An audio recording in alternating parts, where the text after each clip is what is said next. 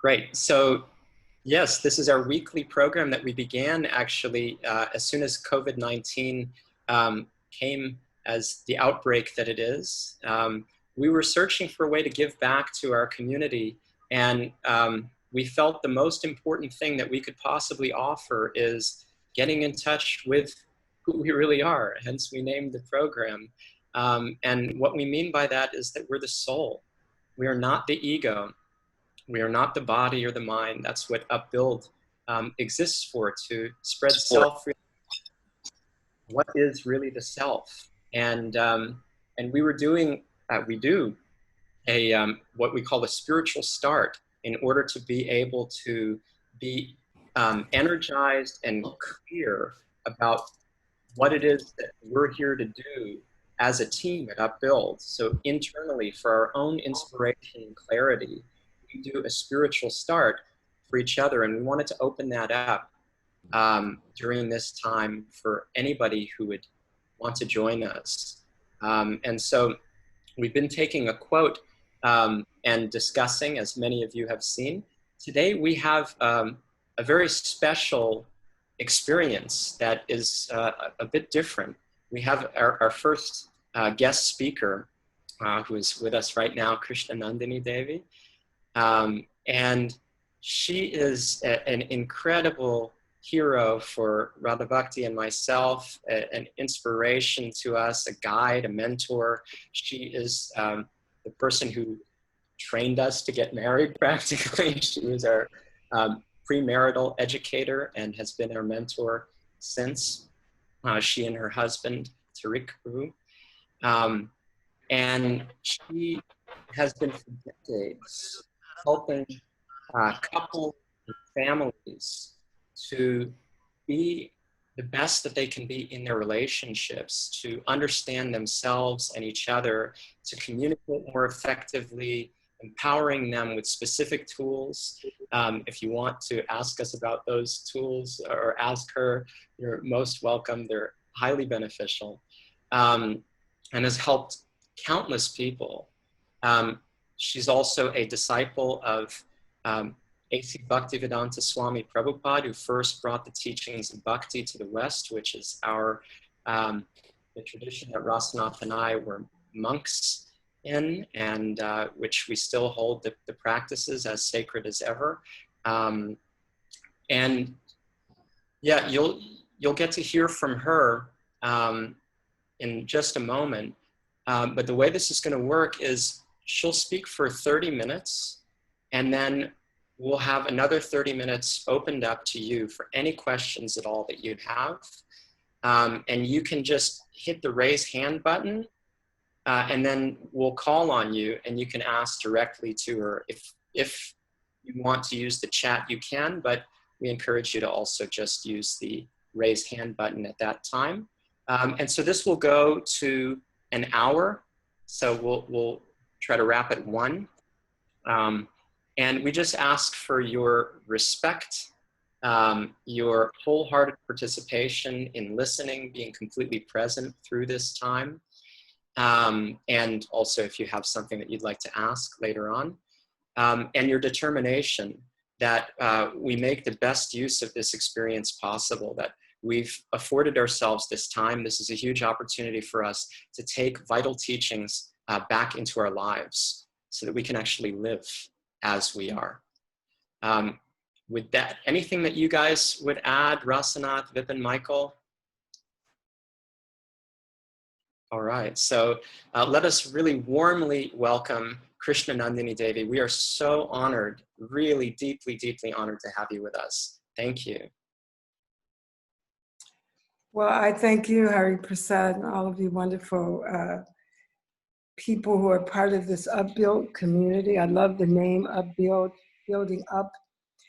And I really, really feel grateful that I'm allowed to share with you some things that from my experience and teaching and heart.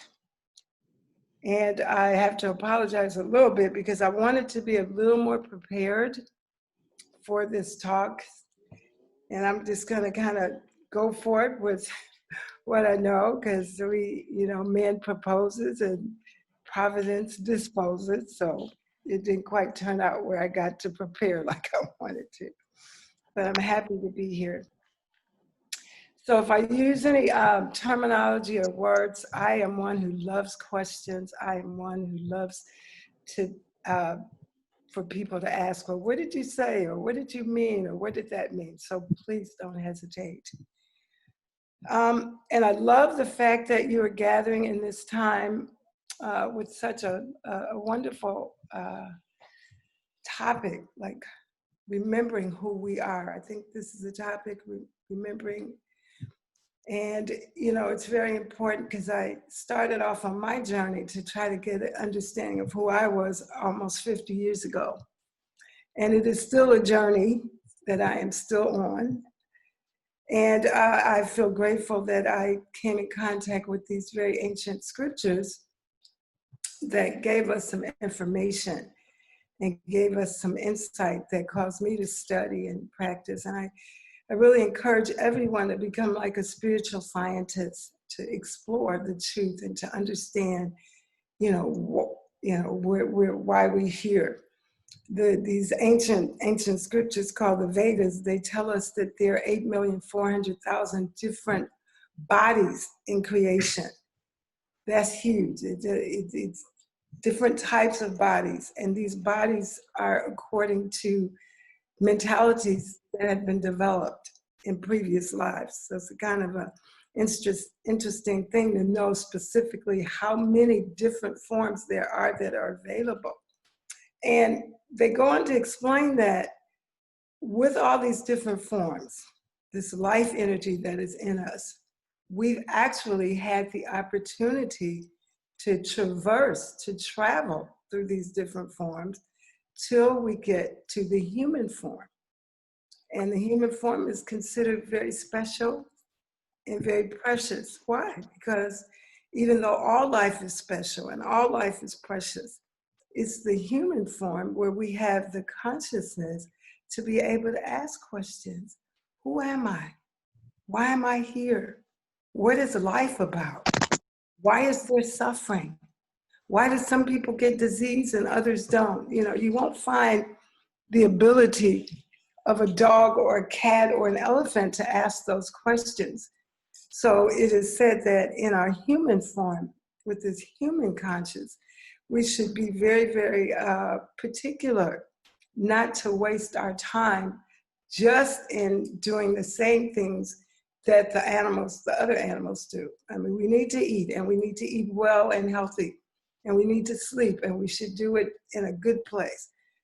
And we need to have companionship, and we need to have defense. But if those are the only things that we focus on in this human form, then it's kind of like waste. So we don't want to waste it. So out of those 8,400,000 forms, these very ancient scriptures tell us that there are 400,000 human. And out of those human, most are not very civilized. So when you get to that point of civilized human being, it's really, really a very special place to be. And I am just assured that all of you all in this upbuild community are there. Just to even have to, have the idea that you want to have this topic, that you want to entertain it, is very, very important. So it says, there's a Sanskrit aphorism that goes, Atato Brahmajiyasa. So now, here I am in the human form. I've come up through all these other species of life, and the scriptures are real scientific. They tell us that there are 900,000 forms in the water, and there are 2 million vegetation like trees and plants and flowers, and there are 1,100,000 different kinds of insect and reptile bodies. There are 1 million bird bodies. It's very specific and scientific with this. And it goes on to say, and so then we get to that 400,000 human, and then we get to out of those human who's civilized, who's asking those questions. Atato Brahmajiyasa. Okay, now I'm in this human form. Who am I? What am I about?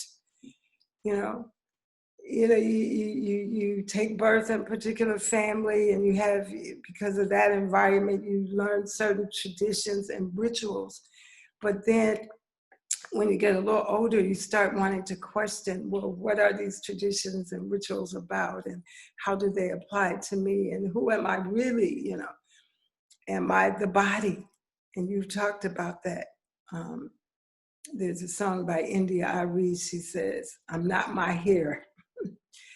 And I get to personally experience that, because with my illness, I lost all my hair. So thank God I wasn't the hair, because I'd be gone. So I'm not my hair. I'm not my eyes. I'm not my body. But this body is a very, very important part of who I am. So there's a Sanskrit word that's called Atma. And that word Atma is applied to the body, it's applied to the mind, and it's applied to the soul. And according to where I think I am, like if I think I'm my body, then that word Atma means my body.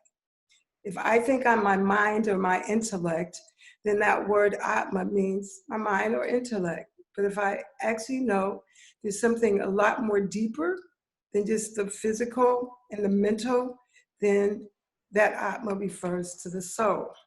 And what is that soul? What is that soul? What is that special vibrancy that we have in us that makes us alive? And that some people call the soul or the spirit, the living force, the energy sparkle. We have Einstein, he said, energy can never be created or destroyed. And we find out scientifically, spiritually, that's true. For the soul, there's never birth nor death, nor having once been does it ever cease to be. So you all are looking at me now as Krsnanandini in this particular form, but I've had other forms. I've been in other bodies, and I will have other forms in the future. And understanding this science is very, very important, because then if you know who you are, then you begin to know what you should do. If you know who you are, then you begin to know how to work on your proper goals. If you know who you are, you know who to start associating with more and disassociating with less. So this who am I is a very important part. I remember when I went to the first funeral I ever went to, I was a young child, and I looked in the casket, and it was a sort of a distant relative, and it was a little frightening experience for me, because I saw the body there, the legs were there, the arms were there, the face were there, and I was like, where's my great aunt? Where is she? And being a child, I didn't have the answers to those questions, and I asked my family, and different ones had different things. But later, as I grew up, and I wondered what was that life that was gone, that even though I saw that body in that casket, where was that person, and where did they go to? These were all questions that came in my mind. So I was very grateful to read the Bhagavad Gita, for example, and other spiritual books that gave a little more insight into where that soul was, and what was the vibrant force in the body that had made that body do what it did, and now it was gone. And where was it gone? There's a great saint in our tradition, and his name was Sanatana. And he could speak about 5 or 6 different languages. He was very articulate. He was a scholar. He was a very famous and well-known, highly respected philosopher. But he came to his teacher, and he said, everybody says I'm a scholar. They say I know all these languages. They say I can do this and I can do that well, but I don't know who I am. And think about it. If somebody asks you who you are, how would you identify yourself? We've done that little experiment. We have this big family, so sometimes we'll have these little questions that people ask. And one of the ones we've asked, in our big family circle group sometimes is, who are you? It's interesting the variety of answers that we'll give. Some people will say, well, I'm a teacher. Well, that's your position, And you weren't a teacher 10 years ago, and you may not be a teacher 30 years from now. So is that really who you are? And somebody may say, well, I'm the son of such and such. And that's good. But there was at a time when you weren't that person's son. Did you exist then? So that question, who am I? This was a question that Sanatana, even with all of his scientific education and his scholarly pursuits, he did not know who he was. And he wanted to know, Keami, he said, who am I? So that's the question that we should be asking. In the Bhagavad Gita, there's an interesting verse that was one of the first that caused me pause. And it said, those who are seers of the truth have declared that of the existent, there is no cessation. And of the non-existent, there is no endurance. And I was pondering over that, thinking about, okay, what does that really mean? I mean, you know, reality, how do you define reality? So they were saying in that particular verse that reality is eternal. Like that's how you can judge something. If it's real forever. And if it's not real, it has a beginning and an end. And we use real in a different kind of philosophical way to understand the foundational part of existence, that reality is eternal. And I, being a part of reality, I'm eternal. And that's what that verse wanted us to really think about and consider.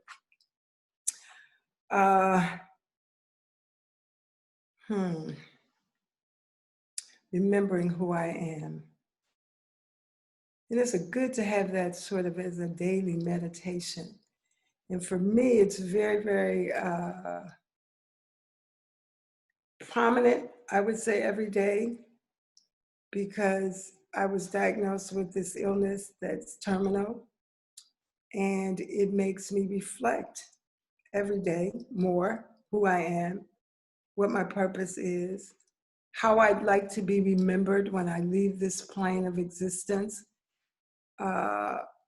And, you know, just generally considering all of these years, as I shared with you all, 50-something years I've been engaged in a spiritual science. And now coming to the point of the final exam, right?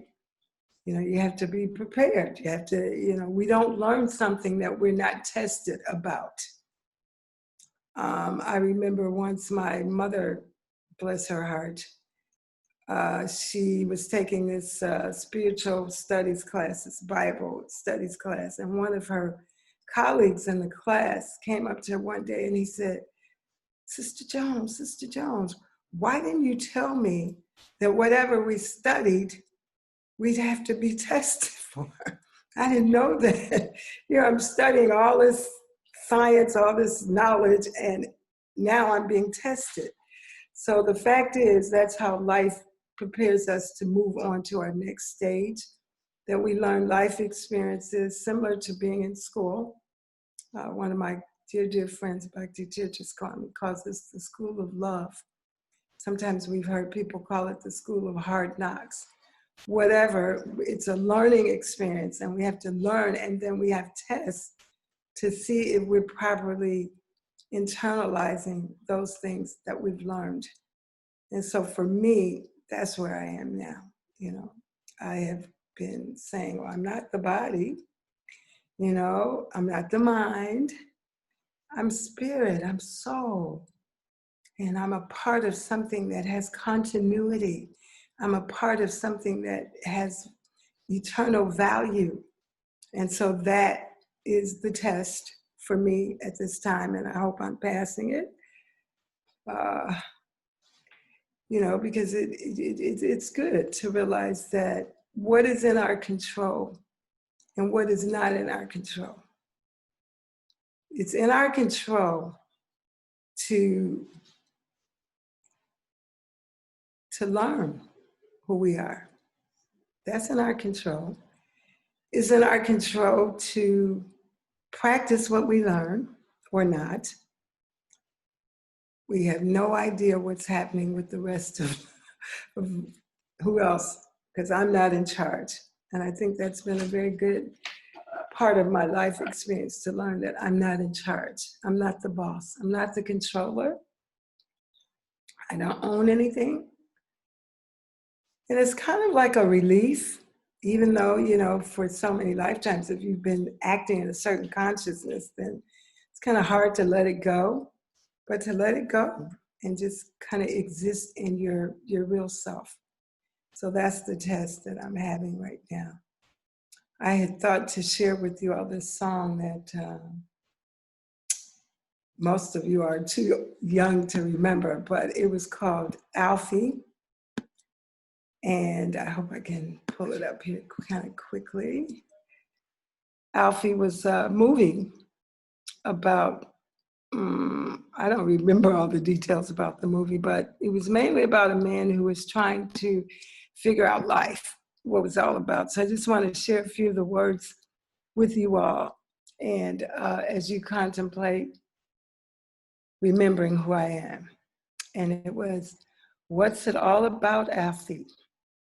Is it just for the moment we live?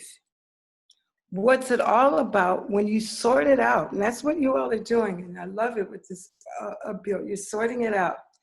Are we meant to take more than we give? Or are we meant to be kind? And then if only fools are kind, Alfie, then I guess it is wise to be cruel. And if life belongs only to the strong, Alfie, what will you lend on an old golden rule? As sure as I believe there's a heaven above, Alfie, I know there's something much more, something even non-believers can believe in. I believe in love, Alfie. Without true love, we just exist, Alfie. Until you find the love you've missed, you're nothing, Alfie. When you walk, let your heart lead the way, and you'll find love any day, Alfie. So I don't know why it came to me to share that with you all, but for me and my walk and journey, that's become the essence, is love. And that love connects me with all living beings and all living things. And it's a beautiful feeling to walk out and have a sense of love for a tree or a bird or a flower or another human being who doesn't look like you, just because that life in that person is the same as the life in you, even though we're individuals and we'll always be individuals. We'll never just lose ourselves and merge into, we'll always be an individual spark of love or life. And coming to terms with that, coming to understand that as our real essence, is really pretty much what this journey has been about. And so for me, learning that I'm not the body, I'm not my intellect, I am a spark of life, of love, and I have been before and I will continue. And I am connected with other sparks of life. And part of our journey, part of our joy is realizing those connections and appreciating the fact that the creator of us all is such a lover of variety that he's just given so many different everything, different flowers, different human beings, different animals, just so much variety, because that's part of the loving nature, is to share and experience with those varieties. So as we go on this journey to understand who we are, remember who we are, especially in a time like this where things are pretty shaky, hopefully we will come to know our real selves and find peace in that, because that is the point of peace, when you connect with your real self, and that real self connects with the real self in others. And that is the journey, the spiritual journey. So I think I'll stop here and ask, are there any questions or comments? Or I see Peter. Thank you so much for your sharing your strength and your love and your experience. Very, very much appreciate it. I'd love to know your opinion of the spiritual significance of COVID-19.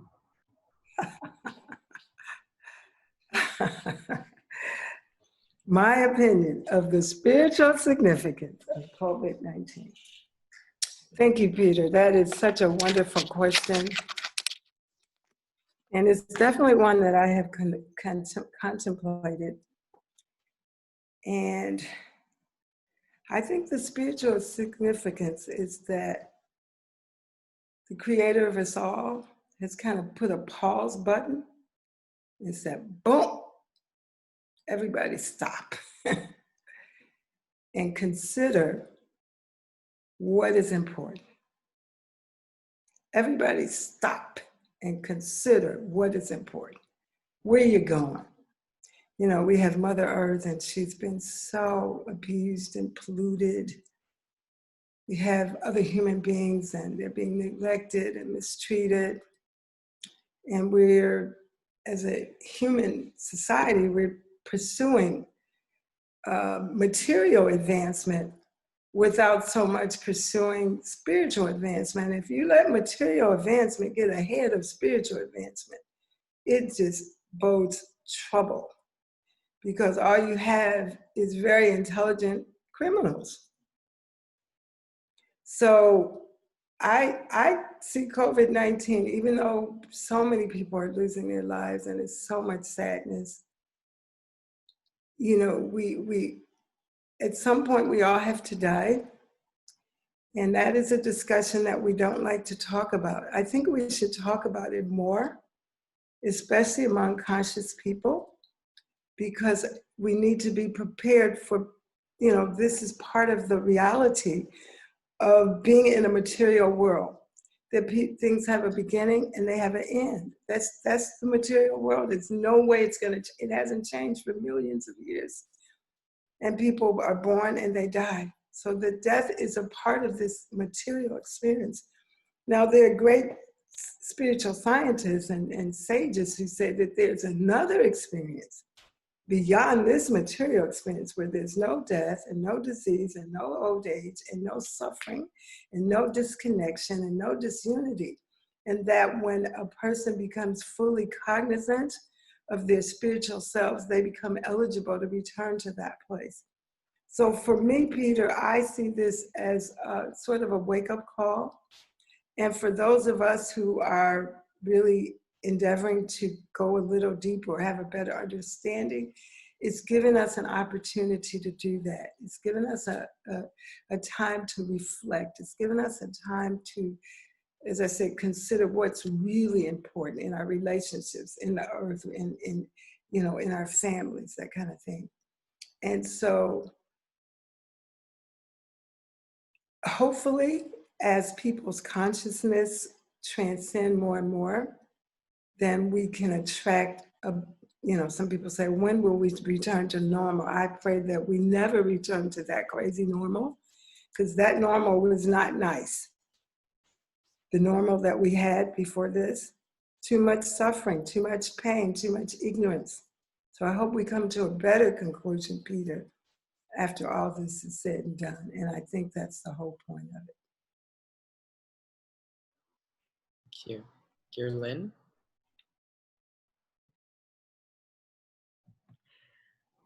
Thank you so very much for what you shared. It was very emotional to hear you. I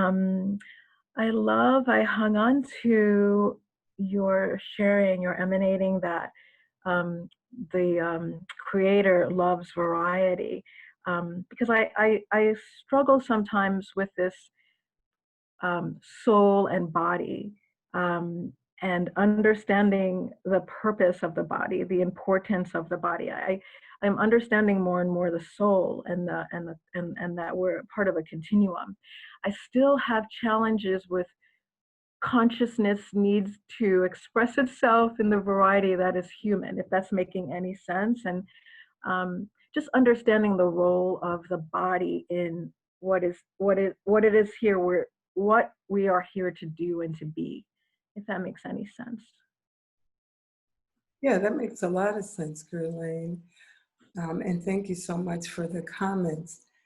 When you envision the body as a vehicle, and different people have different vehicles. We used to, when we were little, and we'd see a little car that was a little raggedy, we called it a hoopty.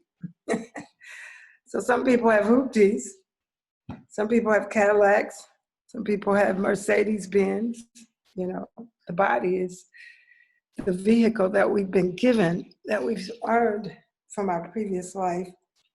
And wise people take whatever body they're in and use it to go to the next destination well. And also understanding that the body doesn't really belong to us. That's why we say my body, my eyes, my ears, my nose. You know, we're claiming that particular body, but it really belongs to the Creator.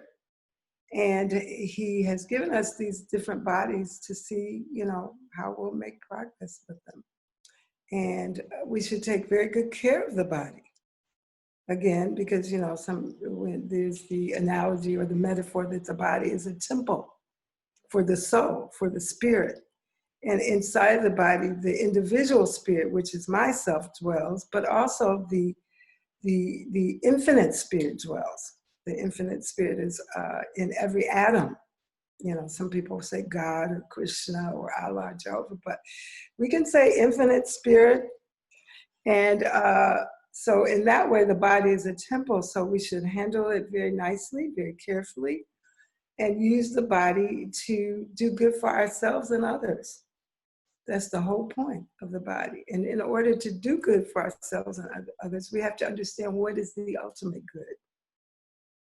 You know, sometimes my spiritual teacher, Srila Prabhupada, he gave the example that when a person has a certain disease, oh goodness, I can't think of it, jaundice, yellow jaundice.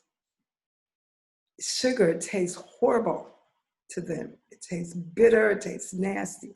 But it is exactly sometimes that sugar that will heal that illness, given in a certain way.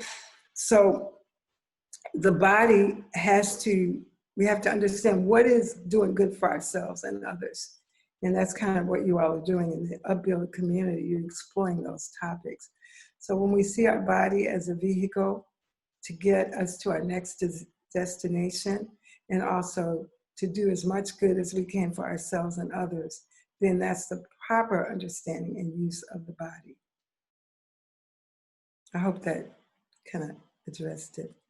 Mm-hmm.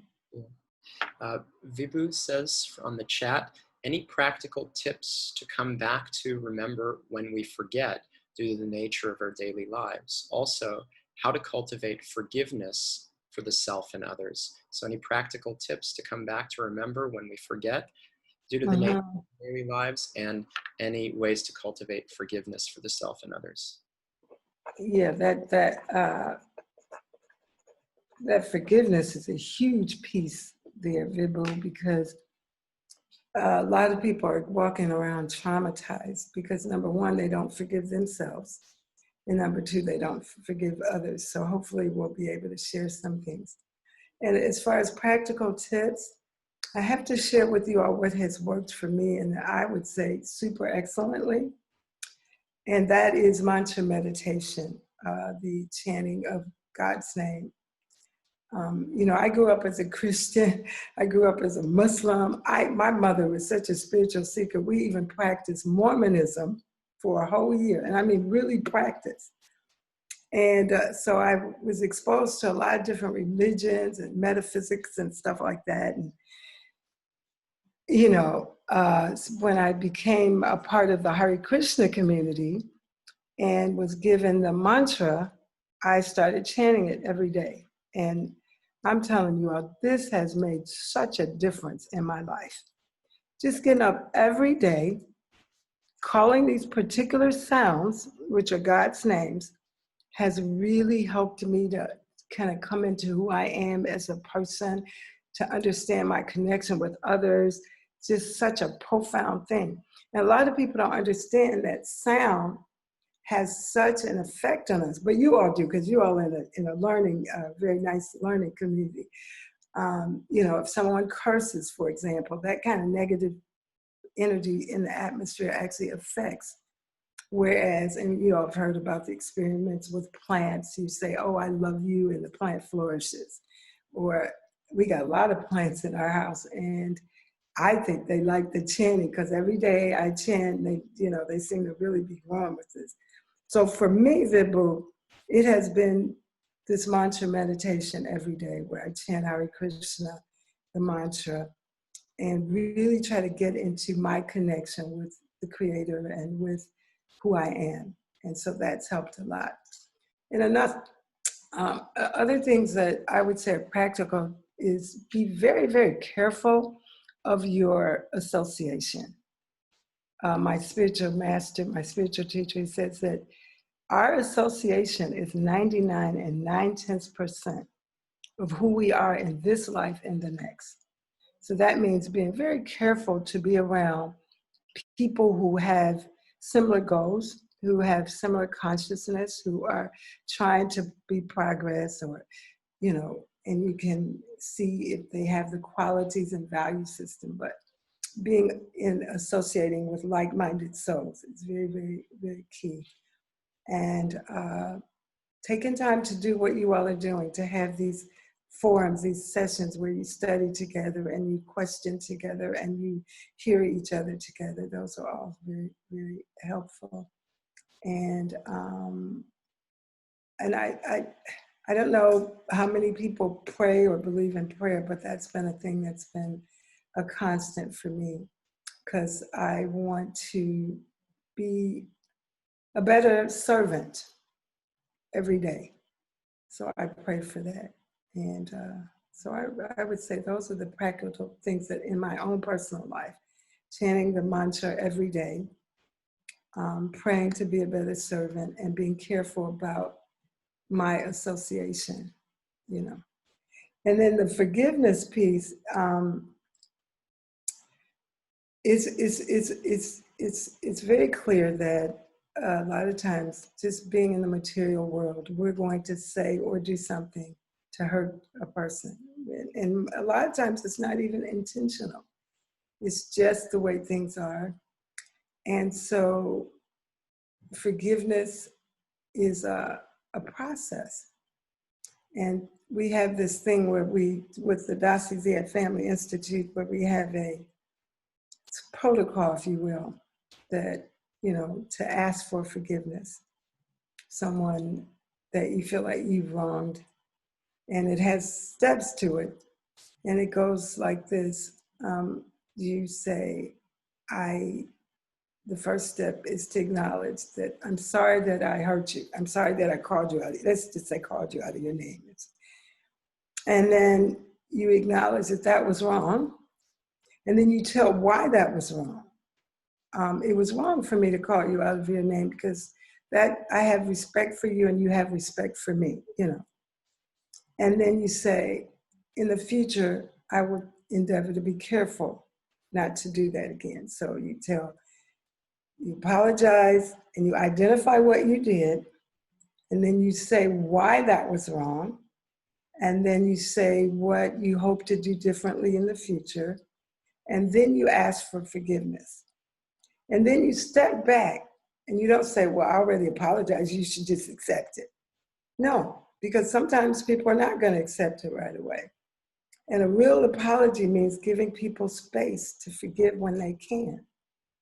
You know, and that's hard for us sometimes. Like if we think, well, I really apologize with my heart and they still didn't forgive me. But no, you give that person space and let it be at their own time. And generally speaking, if you're really sincere, that they will forgive you at some point. But if not, then you've done an honest and earnest effort. And then forgiving yourself is very important, because if you don't, it's like carrying a weight that keeps you from making progress. True that we've done some things and said some things that we wished we hadn't. And but if you think about it, Vibhu, where we are today is really a result of everything that happened to us. What we did, what was done to us, what we didn't do, it brings us to where we are now. And if where we are now is in a place of exploration, if in a place of going deeper, in a place of understanding, in a place of a connection, then in a sense, we have to appreciate everything that happened to us, because it brought us to where we are now. So we forgive ourselves. And sometimes people do that with rituals, you know, like write it out. What is it that I think I've done that's so bad I can't forgive myself for? So I write it down. And then I, you know, pray or say some positive words about it, and then I burn it. You know, sometimes just like a little ritual of burning up what we call anartas in the Sanskrit. It means unwanted things. So we write it down and then we offer it to the universe and then we burn it up. Because you don't want to go around your life feeling guilty and ashamed. You want to do what you can do, and what you can't do, you want to be able to acknowledge that.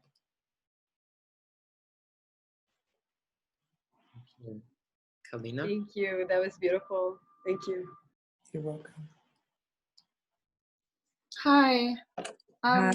You were talking earlier about, I loved your singing, by the way. My mom and I she loves that song. I wanted to ask you, before you were talking about our identity and how our position is not our identity, then I began to think about Dharma, and, you know, I think that our position can often be part of our Dharma, but can our Dharma be part of our identity, part of that eternal, you know, interconnectedness? I think I'm just having trouble trying to differentiate the definitions of Dharma versus, you know, this identity with the cycling of life and all that. Yeah. Okay, thank you, Selena. Yeah. So finding out who we are is the most important journey that we can ever make. And in doing that, there are layers that come off, right? Because, you know, we're all covered by all these layers and they have to come off and they come off. And I don't know if you're familiar, Kalina, with the Bhagavad Gita, a little? Are you? Yeah, I did. I actually did the course with Upwards. Oh, okay. So in the Bhagavad Gita, the main protagonist is Arjuna, Mm-hmm. and he's a warrior. And they're on a battlefield. Mm-hmm. People question, here's God telling people to fight. But Arjuna is a warrior, a Kshatriya, and that's his dharma, Kalina. Mm-hmm. That's his, you know, that's actually his nature, because in the ancient times, people tended to get the position or the occupation that fit their nature, which is a lot more healthy when you do it like that. Anyway, so his dharma was to fight or to protect. And at the point in Bhagavad Gita where he was instructed to do that, initially he was reluctant because he thought that fighting was wrong, and you know, but in the material world, we find that sometimes we have to fight for righteous causes with the right intent, and not with resentment or anger, but just being an instrument to reestablish the right principles. Because in the material world, things will go awry. That's just the nature. You can start off with a beautiful house and 100 years later, it's got all kinds of parts. This is the material world. It's going to happen like that. So periodically, God sends some restructuring, reordering to get things back on track. But anyway, Arjuna's dharma was a warrior. But then fast forward years and years later, when that was over and it was time for another thing, Arjuna's dharma was not to fight. I mean, it was not to fight. So then we come to, who is Arjuna then, really? Is he a warrior because of his dharma? Or is he an eternal living being who is following the guidance of his creator? So that ultimate, pulling all the layers off, and people should do their occupations well, but still understand that underneath that, I'm more than that. I hope that answered your question. Does that mean that we are more than our dharma? Or I guess, yeah. That means that you're not, you can see the world as kind of a stage where we're all playing different roles. Yeah. And those roles we play, we should play them well, but don't misidentify that we're the role. You know, they're in the history of Hollywood, there have been a few actors who, when they left the acting business, still thought they were actors, and it was a kind of mental illness for them. So we want to understand that we may play these roles, but ultimately, who am I? I am an eternal living spark of the whole of God, and that spark renders service. And that's who I really am. I may play this role as a teacher, as a mother, as a warrior, as a friend, but underneath it all, that's who I am. And knowing who I am makes me do my roles really well. You see? Beautiful, thank you.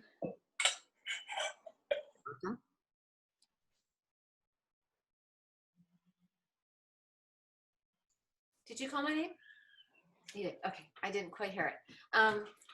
First of all, I just want to say thank you so much. Wow, I feel so much love and gratitude for you, and for you to be sharing so much with us at such a critical time for yourself. And I just wanted to kind of share something a little bit, or ask something of everybody, if that's okay. Okay. And I don't know if you're comfortable doing this. I would love to hear you chant for yourself. And I would love to ask everybody that while you're chanting for yourself, for us to send you loving, healing energy. Thank you, Erica. I don't mind doing that at all. I need to say that. All right. Is that okay? That's fine if it's okay with the host. Yes, of course. Okay. So I'll probably sing a chant, and before I do, I wanted to offer respects to my teacher. So that's the first sound you'll hear. Nama Om Vishnu Padaya Krishna Prastaya Bhutale Srimati Bhakti Vedanta Swami Iti Namine Namaste Sarasvati Deve Gauravani Pracharine Nirvishesha Sanyavade Paskaryade Satapine Jaya Shri Krishna Chaitanya Prabhu Nityananda Shri Advaita Gadadhar Srivasadi Gaura Bhaktivinoda Hare Krishna Krishna Krishna Hare Hare Hare Rama Rama Rama Hare Hare Hare Krishna, Krishna Krishna, Hare Hare, Hare Rama, Rama Rama, Hare Hare, Hare Krishna, Krishna Krishna, Hare Hare, Hare Rama, Rama Rama, Hare Hare, Hare Krishna, Krishna Krishna, Hare Hare, Hare Rama, Rama Rama, Hare Hare. There you go. That was so beautiful. Thank you. And I can't tell you how much love I have for you. Thank you, Erika. I appreciate that, sweetie. I really do. Wonderful. There's a message from Ghislaine asking if you would share a little bit more on death and mortality. Okay, Ghislaine, you asked for it. No. Okay, so my personal journey, I always said that I had this wash and wear body, right? I'd get up every day, take my shower, I could go. So I was really kind of surprised when I got this diagnosis of, cancer about 2 years, well, maybe 2.5 years ago. And it was a very interesting time. I have a lot of children, and so they were really affected. And they've been such a wonderful support to their mother all this time. And again, Gerline, I have to just say that the question, preparing for that final exam, I had to ask myself, did I really believe in all that I said I really believed in? That this body, once it's gone, I'm going to be with Krishna. So for me, it's been a very special journey these past 2.5 years, and it's been such an outpouring of love from people around the world too. It just was so astonishing to me.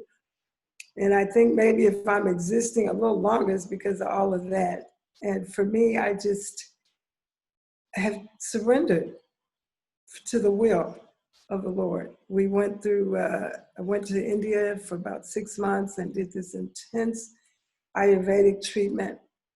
And it got so extremely painful that I had to discontinue it. And then I just came back home, and then my children wanted me to try chemotherapy, which I didn't want to do, but I did. So we did that 3 times, brutal. In fact, I was sitting in a chair once doing this chemotherapy, and one of the nurses said, Miss Darcy, do you know what they call this chemo? And I said, no. She said, the red devil. And I said, boy, that's such an appropriate name for that thing, because that thing was like the devil. Woo, boy, once that chemical got inside you. Ooh. So we did that, and then we did a little radiation, and then finally got to the point where the doctor said, well, we've done all we can do. So you just do your hospice care, and we'll try to make it as comfortable for you as you can. But I tell you this, Gerline, I have never once thought that my life was dependent on what the doctors did or said. Now that's been a mercy for me. As I said, you take care of your body the best you can. You try to, appreciate God giving you whatever vehicle he's given you to use. And so if Krishna is ready for me to come home, and I hope that, I have served in the, I just want to be on the battlefield to the very end, though. That's why I'm okay with doing some of these sharings like this, because that's my life, is to share and to hopefully encourage others and to you know, try to be an example of what it looks like to, you know, really trust and to really understand that you're not the body. And so I don't have a lot of energy most of the time, which is, like I said, I used to have this body that can get up and go and go and go. So that's been a thing. And thank God right now I'm not in a lot of pain sometimes, and I have pain medication constantly, but so far so good. But I feel a lot of the mercy of the Lord in my life and still coming through in a very strong way. So, you know, I don't know if you had any more specific questions, but that would be what I would share.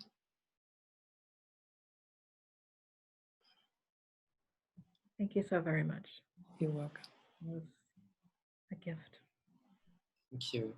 So we want to bring this to a close. It's been an incredible honor and a gift that you've given us, Krsnanandini Devi. Yeah, it's very, very moving.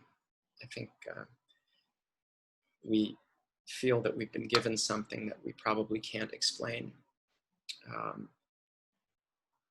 Thank you for being so generous and caring and selfless and sharing your wisdom, your realizations, and your courage. It means the world to us. So we don't want to let you go, but we will. Hari, I wanted to say a really special thank you to you and Radha Bhakti, because you all are such a, what I call you, a power couple.